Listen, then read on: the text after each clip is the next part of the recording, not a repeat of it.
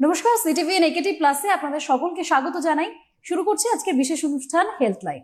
হেলথলাইনে আপনারা জানেন আমরা প্রত্যেক দিন কিছু স্বাস্থ্য সম্পর্কিত বিষয় নিয়ে আলোচনা করি, যাতে সেই স্বাস্থ্য সম্পর্কে যে রোগের সম্পর্কে আমরা আলোচনা করছি সেটা সম্পর্কে আমরাও অবগত হতে পারি, আর আমাদের এই প্রোগ্রামের মাধ্যমে দর্শকরা তারাও যেন অনেক বেশি সচেতন হতে পারেন, বিষয়টি সম্পর্কে অবগত হতে পারেন।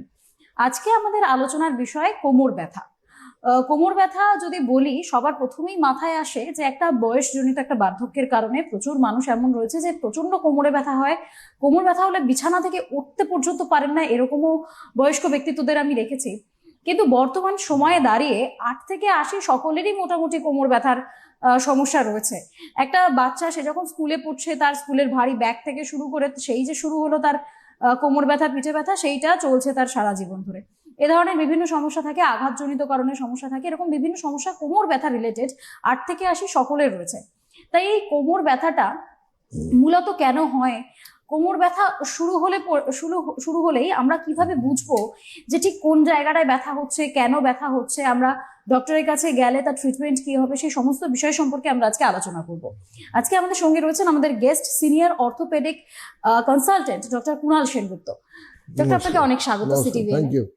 আমাদের আজকের অনুষ্ঠানে আমরা আলোচনা করব কোমর ব্যথা নিয়ে। প্রথমেই যে প্রশ্নটা আমার আসছে যে কোমর ব্যথা এটার কারণ কি, মানে 8 থেকে 80 সকলের আজকালকার যুগে রয়েছে, এর কারণ কি? অনেক কারণ। এই যে 8 থেকে 80 বললেন, এই 8 থেকে 30-35 অব্দি আগেকার দিনে হতো না, এগুলো এখনকার দিনে হয়। জব প্রোফাইল, আর হচ্ছে বাচ্চাদের অতিরিক্ত ব্যাগের ওজন এবং নিউট্রিশনাল ডেফিসিয়েন্সি। আজকাল বাচ্চারা কেউ বাড়ির দুধ খায় না, তারা বাইরে বার্জার খায়। সো ছোটবেলার থেকে একটা ভিটামিন ডি ডেফিসিয়েন্সিতে ভোগে। এবং অতিরিক্ত অনেক বাচ্চাদের দেখবেন খেলাধুলো করে না, বসে বসে মোবাইল দেখে স্থূলকায় হয়। এইগুলো একটা বাচ্চারা ছোটবেলার থেকেই ঝুঁকে মোবাইল দেখছে, উল্টো পাল্টা খাচ্ছে, কোনো খেলাধুলো নেই, মাসেলসগুলো উইক হয়ে যায়, বোনগুলো উইক হয়ে যায়। ছোটবেলার থেকেই কোমরে ব্যথা ভোগে, যেটা আগেকার দিনে হতো না। আগেকার দিনে যেটা হতো সেটা ডেফিনিট কারণ, খুব খারাপ কারণ, যেগুলো মোস্টলি দেখা যেত টিবি, বাচ্চাদের স্পাইনে টিবি আমাদের আগেকার দিনে যথেষ্ট হতো। সেগুলো আজকাল অত হয় না, এখন হয় লাইফস্টাইলের জন্য। তাহলে বলছেন যে এই 8 থেকে 80 সকলে সেটা একটা লাইফস্টাইলের উপর এফেক্ট ফেলে। লাইফস্টাইল তো সবার জন্যই সত্য।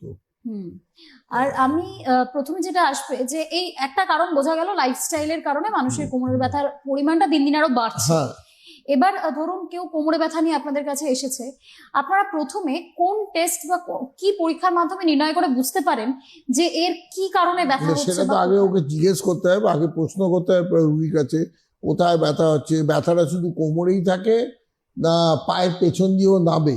পায়ের পেছন দিয়ে নামা, যেটা সাধারণ লোকেরা সায়াটিকা বলে, এই সায়াটিকা থাকা মানে কোমরে ব্যথাটা কিন্তু মানে খারাপ দিকে যেতে পারে। আর সায়াটিকা না থাকলে সাধারণত কোমরে ব্যথাগুলো খুব একটা খারাপ কারণে হয় না।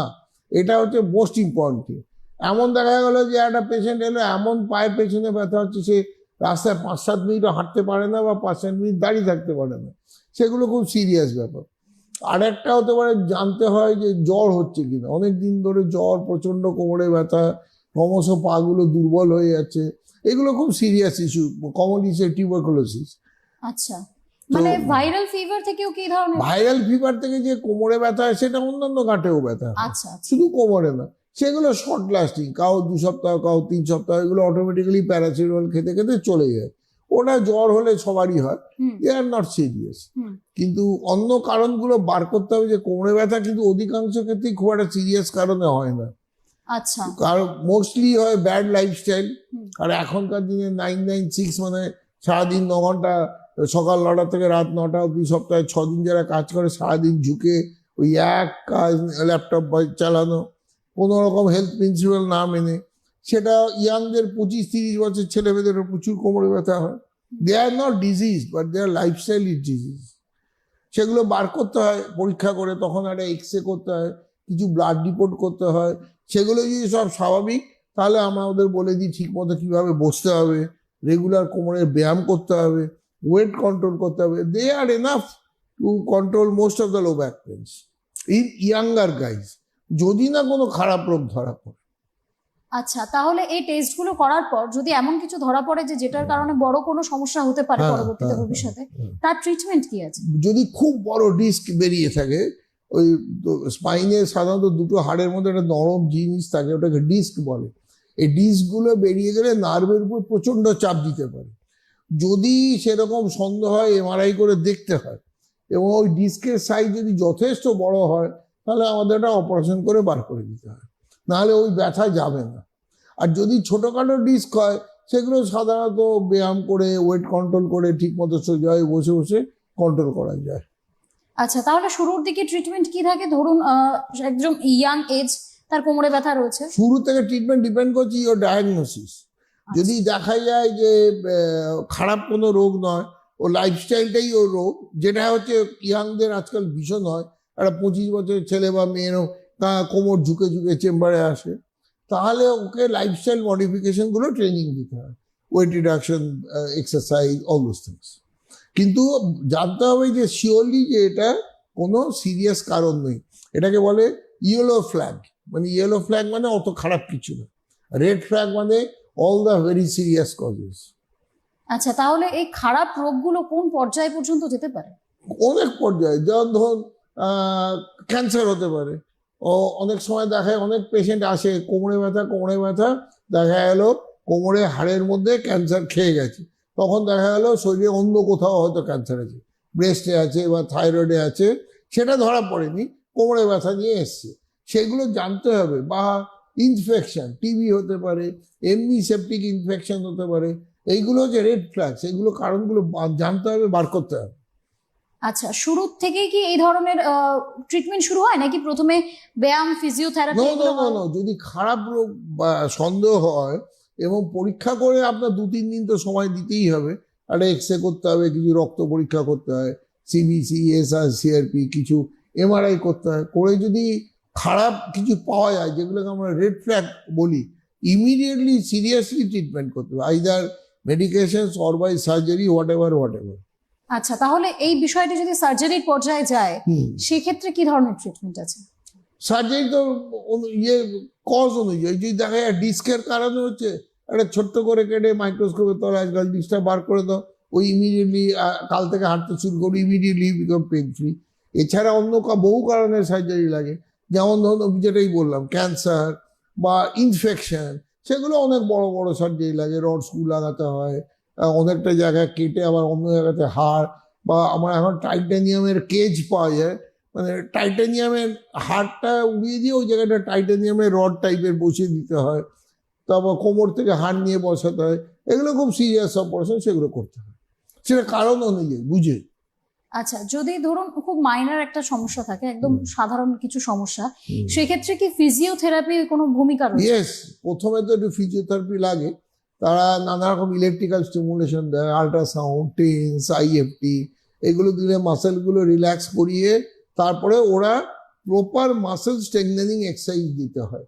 কোমরে ব্যথার বিরাট কারণ হচ্ছে কোমরের মাসেলসগুলো উইক হয়ে যায়, নয় অতিরিক্ত চর্বি জমে, নয়তো সারাদিন বসে বসে ঘাট ঝুঁকে কাজ করার জন্য কোমরের ব্যাক মাসেলসগুলো উইক হয়ে যায়। ওই ব্যাক মাসেলসগুলো উইক হয়ে গেলে ও স্পাইনের হাড়টাকে ধরে রাখতে পারে না, ঘষে খায়, এবং তার জন্য পেন হয়। তোমাকে ব্যাক মাসেলসগুলো স্ট্রং রাখতে হবে, সেটাই স্পেসিফিক এক্সারসাইজ ফিজিওথেরাপির সাথে শেখাবে, নট টু জিম। আচ্ছা, মানে জিম নয়, ফিজিওথেরাপি আলাদা? জিমের সাথে কোনো সম্পর্ক সম্পর্ক নেই না। আচ্ছা, মানে কেউ যদি ধরুন নিজেকে খুব ফিট মনে করছে, যে আমি প্রত্যেকদিন জিমে যাচ্ছি, তারপরেও যদি তার ওরে বাবা, জিমে যারা যায় তাদের কোমরে ব্যথা প্রচন্ড হয়, তারা ঠিক মতো ঠিক অ্যাঙ্গেলে ওয়েট তুলছে না, সে একদিনে ঋত্বিক রোশন হতে চায়, বেশি অতিরিক্ত ওজন তুলছে, অতিরিক্ত ওজন তুলতে গিয়ে কোমরে লেগে গেল, তাহলে তো ও ডিস্ক সরে যেতে পারে, স্প্রেন হতে পারে, severe low back pain following this faulty techniques of the gym. আচ্ছা, প্রচন্ড হয়। আর কোনো যদি নন সার্জিক্যাল ওয়ে থাকে, ধরুন কেউ এসেছে যে সার্জারি করাতে চায় না, বা তার হয়তো রোগ মানে কোমর ব্যথাটা ওই পর্যায় পর্যন্ত যায়নি যে সার্জারি করানোর দরকার রয়েছে, সেক্ষেত্রে নন সার্জিক্যাল পদ্ধতি কি রয়েছে? সিম্পল ফিজিওথেরাপি, ব্যথার ওষুধ, মাসেল রিল্যাক্সেন্ট, অনেক এখন প্রিগাবালিন জাতীয় ওষুধ বেরিয়ে গেছে, 2 weeks 3 weeks then you become alright. কিন্তু ওর কারণগুলো যদি না যায়, ও আবার ব্যথা। আচ্ছা, কারণ মানে ফল্টি পশ্চার, তোমার যদি এক্সারসাইজ রেগুলার না করো, ও কোমরে ব্যথা পার্মানেন্ট কি ও নিয়ে আবার ফিরে আসবে। এরকম তো বহু ছেলে মেয়ে রয়েছে, মানে আমাদের বয়সী যারা হয়তো হ্যাঁ, দিনে 8 থেকে 10 ঘন্টা কাজ করছে, হ্যাঁ, 8 থেকে 10 ঘন্টায় তাদেরকে চেয়ারে বসে বসে কাজ করতে বসে, হচ্ছে। হ্যাঁ। হ্যাঁ, সেক্ষেত্রে ঘাট কোন ঝুঁকে। ধরনের- হ্যাঁ, এই পোস্টার গুলো কিভাবে বুঝবো যে এই শোনো, পোস্টারে? এখন তো এই কাজ ছাড়া কিছু কাজ নেই, সবাইকে এই কাজ করতেই হবে, এছাড়া কোনো কাজই নেই। এই কাজ করতে হবে, তার সাথে তোমাকে জানতে হবে কি করে ঘাড় বা কোমরকে হেলদি রাখতে হবে। তার কতগুলো স্পেসিফিক এক্সারসাইজ প্রোগ্রাম আছে, এইগুলো সবাইকে করতে হবে, কনসাস হতে হবে। বিদেশে যে কোনো ওয়ার্কিং প্লেসে এইগুলো খুব ধ্যান দেওয়া হয়, আমাদের এখানে তা করা হয় না।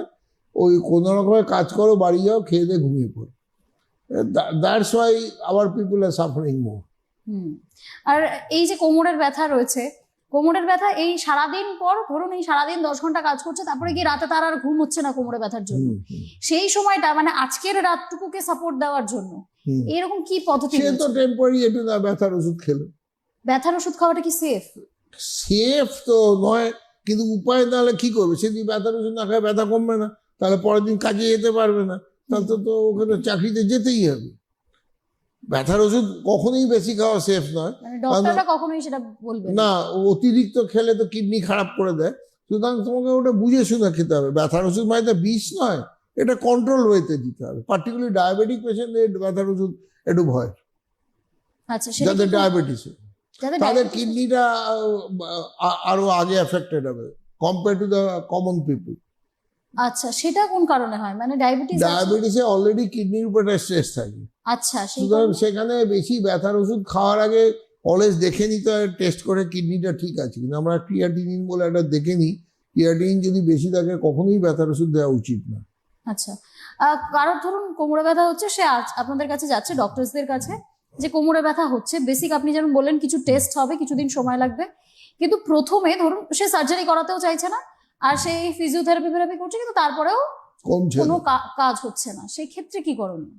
যদি সাধারণ ব্যথার ওষুধ ফিজিওথেরাপি করে 7 দিন 10 দিন হয়ে গেল, তার কোনো কাজ হচ্ছে না, তাহলে বুঝতে হবে এর পেছনে কোনো খারাপ কারণ আছে, এবং সেগুলো ভালোভাবে ইনভেস্টিগেট করতে হবে, এমআরআই শুদ্ধ, এবং সেটা বার করে ওটাকে ট্রিট করতে হবে।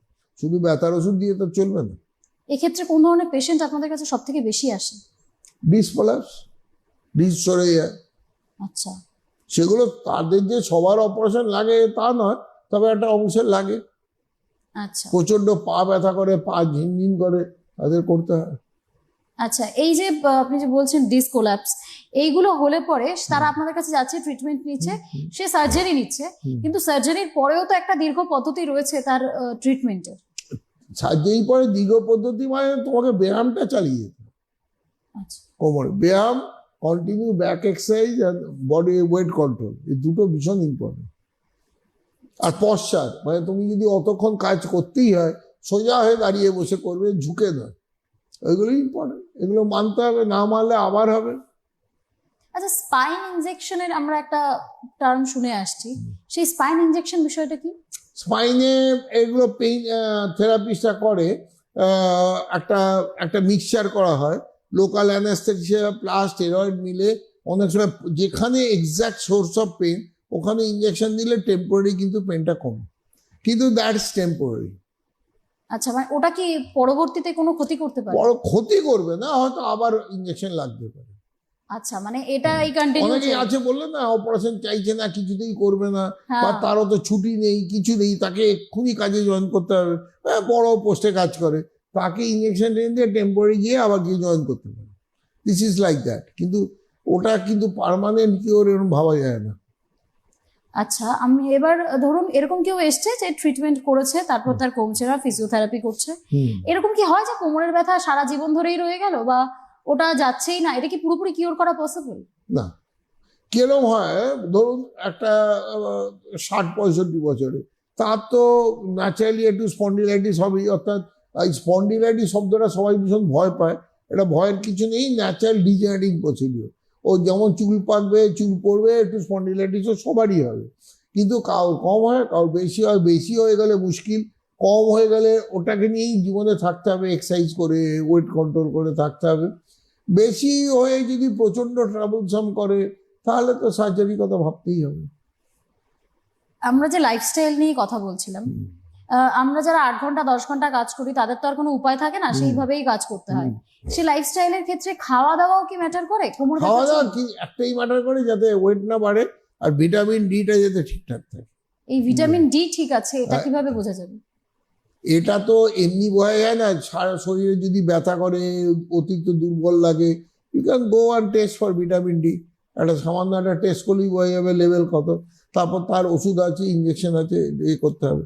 কিন্তু সেটা কথা না, কথা হচ্ছে ন্যাচারাল ওয়ে, মিল্ক প্রোডাক্টস খেতে হবে, ডিম খেতে হবে, মাছ খেতে হবে, গায়ে রোদ্দুর লাগাতে হবে। This are the natural ways vitamin D তৈরির জন্য। আচ্ছা, শুধু ওষুধ খেয়ে থাকবো তা হয় না। ওজনেরও তো একটা বড় ফ্যাক্টর রয়েছে কোমর হাঁটুর বিরাট উপর। বড় ফ্যাক্টর।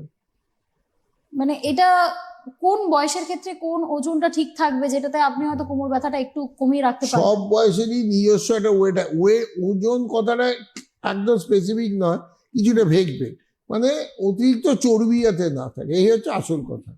এখন যার বিশাল স্ট্রাকচার তার তো ওয়েট বিশাল হবে, তার মানে সে আনহেলদি তা নয়।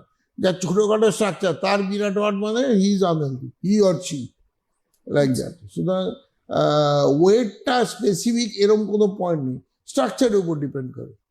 আচ্ছা, এই লাইফস্টাইল তো দুম করে পাল্টে যাওয়া সম্ভব না, না, সম্ভব না, চাকরি ছাড়তে পারবে না। বেশ কিছুদিন এই ধরনের লাইফস্টাইল চলবে। হ্যাঁ। কিন্তু তারপরেও ধরুন সার্জারি করতেই হচ্ছে, খুব ইয়াং এজে সার্জারি হ্যাঁ। করতে হচ্ছে, সেক্ষেত্রে কি হয়? কিছু হয় না, সার্জারি করে তারপর স্পেসিফিক কিছু নিয়ম মানতে হয়, then go back to your job originally. যেতে তো হবে, জব তো করতেই হবে। এই ধরনের সার্জারি গুলো আমাদের এখানে বর্তমানে আমাদের রাজ্যে অ্যাভেলেবেল? আরে সর্বত্র, সর্বত্র। আচ্ছা, আর মানুষ যদি যায় মানে খুব ইজিলি পাওয়া যাবে এই ধরনের হ্যাঁ, ট্রিটমেন্ট? হ্যাঁ, এখন জেলায় জেলায় মেডিকেল কলেজ হয়ে গেছে, সবাই মোটামুটি well trained, they can do ইট।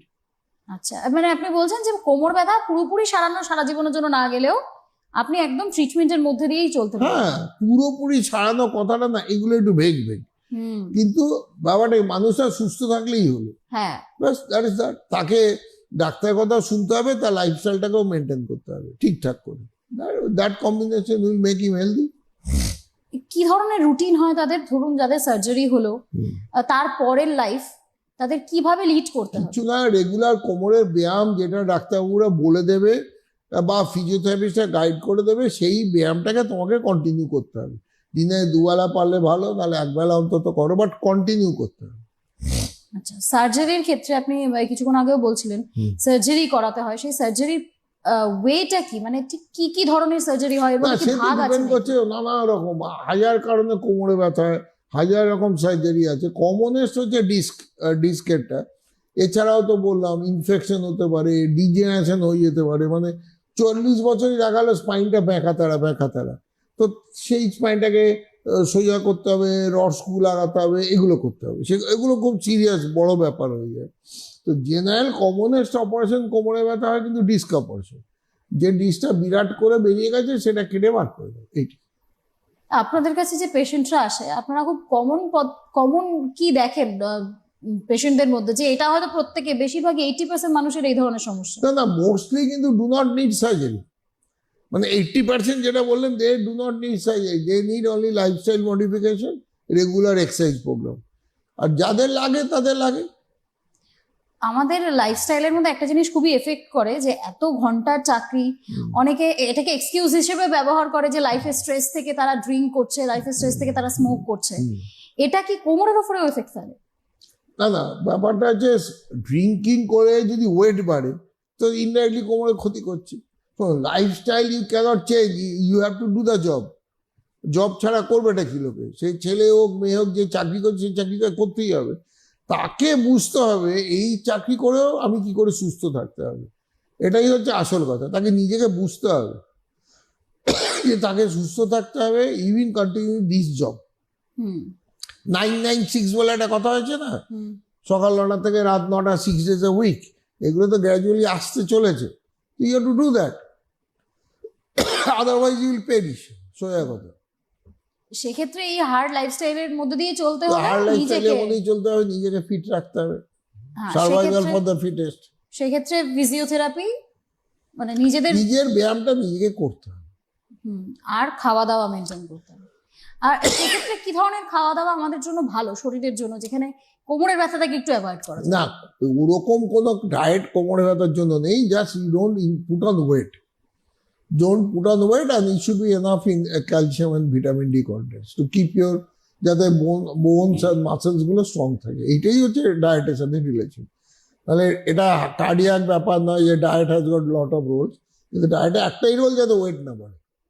এই ভিটামিন ডি সাপ্লিমেন্ট যেটা বললেন, এটা যদি কারোর মনে হয় যে আমার মনে হচ্ছে আমার কোমরে ব্যথা হচ্ছে, ভিটামিন ডি এর অভাব রয়েছে, আমি একটু দোকান থেকে গেলাম কিনে নিয়ে আসলাম, কারণ আজকালকার দিনে ভিটামিন সি মানুষ আটকার খেতে থাকে। এটাই ডেঞ্জারাস। মানে অনেক, আমি এই যে ক্লাস 10-12 বড় বাচ্চা, তার মা গিয়ে দোকান থেকে আনিয়ে ভিটামিন ডি খাইয়ে দিচ্ছে। আরে এটা ক্ষতিকারক, তোকে জানতে হবে কতটা ভিটামিন ডেফিসিয়েন্সি সেই অনুযায়ী। ভিটামিন ডি কোনো ক্যাডবেরি চকলেট না গেলাম কিনলাম খেয়ে নিলাম, প্রত্যেকটাই একটা দিস অলসো মেডিকেশন। এবং সেটা ঠিক মতো মেজারমেন্ট করে দিয়ে কতদিন খাবে না খাবে সব ডিপেন্ড করছে লেভেলটার উপরে। আর এই ধরনের আর কি কি ভিটামিনস রয়েছে যেগুলো মানে ডক্টরসরা বলেন ইনটেক করার জন্য? B12, B12 সেটা কোথা থেকে? ভিটামিন সি, সব রকমই ভিটামিন দেওয়া যায়। আচ্ছা, এটা কি আমরা মানে প্রত্যেক দিনের খাবারের মধ্যে থেকে বার করতে পারি? সেটা আমরা স্ট্যান্ডার্ড ডায়েট যা খাই তাতে এনাফ মিট প্রোডাক্ট যদি থাকে বা দই থাকে, ডিম থাকে, মাছ থাকে, we can get enough amount of vitamin D. আচ্ছা, মানে সেই নর্মাল খাবার দাবার থেকে হতে পারে, কিন্তু ওয়েট পুট অন করা যাবে না। ওয়েট পুট অন করা যাবে না। আচ্ছা, এই সমস্যা তো মানে লেগেই রয়েছে। মানে আমরা যারা ইয়াং এজে রয়েছি তারাও দেখেছি প্রচুর মানুষের কোমরের ব্যথা, হাঁটুর ব্যথা এগুলো রয়েছে। তার পাশাপাশি পরে যখন ভয়টা শুরু হয় যে না এবার এজ বাড়ছে, এবার ডাক্তারের কাছে যেতে হবে, এবার সেই সময়টা কখন, যখন আমি বুঝতে পারবো যে না আমার কোমরের ব্যথাটা এই পর্যায়ে গেছে? ওমেনদের ব্যাপারে খুব সুন্দর পেরিমেনোপজাল পিরিয়ডে, তখন তাকে জানতে হবে যে তাকে রোজ কোমরের ব্যায়াম করতে হবে, হাঁটুর ব্যায়াম করতে হবে, মাটিতে বসা চলবে না। ওটা মেইনলি ফর নিজ আর কি। সামনে ঝুঁকে ভারী মাল তুলবো না, প্রপার ওয়ে ছাড়া, এইগুলো স্ট্যান্ডার্ড কতগুলো লাইফ প্রিন্সিপাল, নাথিং এলস। আচ্ছা, মানে কোমরের ব্যথা যে কোনো ছোটখাটো জিনিস থেকে, আমাদের লাইফের যে কোনো ছোট জিনিস থেকে হতে পারে। কিছুই না, সকালে ঘুম থেকে উঠে ইচ্ছে হলো ডাইনিং টেবিলটা টেনে আনবো, ডাইনিং টেবিল টেনে আনতে গেলে ব্যাস মনে হলো কোমরে কে ছুরি মেরে দিয়েছে, এত ব্যথা হতেই পারে। এবার ওই আঘাতজনিত কারণ থেকেও তো আপনাদের কাছে সেক্ষেত্রে গ্যাস সিলিন্ডার টানতে গেছে, বাড়ির মহিলা কাগজের লোক নেই, গ্যাস সিলিন্ডার পাল্টাতে হবে, গ্যাস সিলিন্ডার তুলতে গেছে, আরে তোলা তো উচিত নয়, টেনে আনো, তুলতে গেছে, immediately severe low back pain. আচ্ছা, সেক্ষেত্রে কি করণীয় ডক্টর? সে তো দেখতে হবে পরীক্ষা করে, প্রথমে তো ব্যথার ওষুধ দিয়ে একটু ফিজিওথেরাপি দিয়ে 3-4 দিন রেস্ট, তাতে না করলে তারপর সব রকম টেস্ট করতে হবে যে ডিসপোলাপস হয়েছে কিনা। জেনারেলি ডিসপোলাপস না হলে 4-5 দিন রেস্ট আর ওষুধ খেলে কমে যায়। আচ্ছা, আর যদি হয় তাহলে সেক্ষেত্রে? তাহলে তো বললাম MRI করে দেখতে হবে, খুব বড় হলে অপারেশন, না হলে ওই ব্যায়াম ট্যায়ামে কমে যাবে। আচ্ছা, মানে ওইভাবেই চলতে হবে? ওইভাবেই চলতে হবে, কিন্তু নিজেকে সুস্থ রাখতে। হ্যাঁ, নিজেকে সুস্থ। Don't put on weight, regular কোমরের ব্যায়াম, এই দুটো প্রিন্সিপালকে মাথায় রাখতে হবে।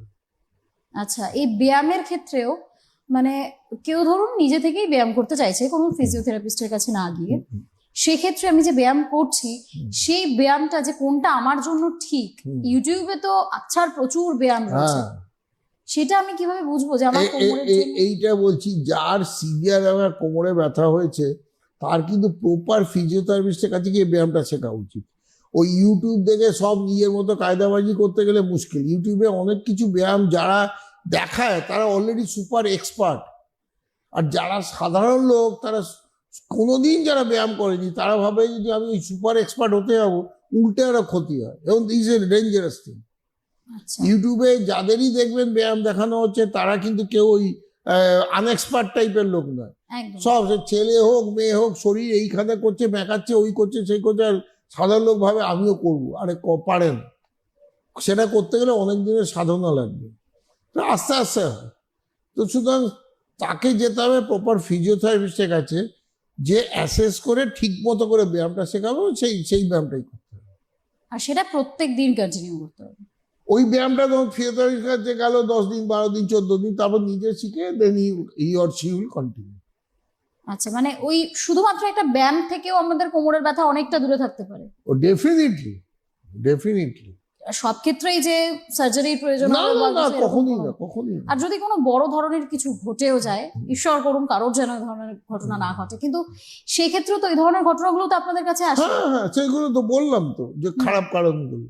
কিন্তু সেক্ষেত্রে মানে সেই যে পেশেন্টটা আসছেন আপনারা কনভিন্স করেন কি করে তাকে যে না আপনার সার্জারির প্রয়োজন রয়েছে, আপনাকে সেটা নিতে হবে? সে তো এখন আগে, তার আগে ইনভেস্টিগেশন গুলো করে নিজেকে তো কনভিন্স হতে হবে সার্জনকে, যে yes I am going to do surgery. সে কনভিন্সের তার দায়িত্ব পেশেন্টকে ও পেশেন্ট পার্টিদের বুঝিয়ে করা, আচ্ছা, তাতে করতে হবে।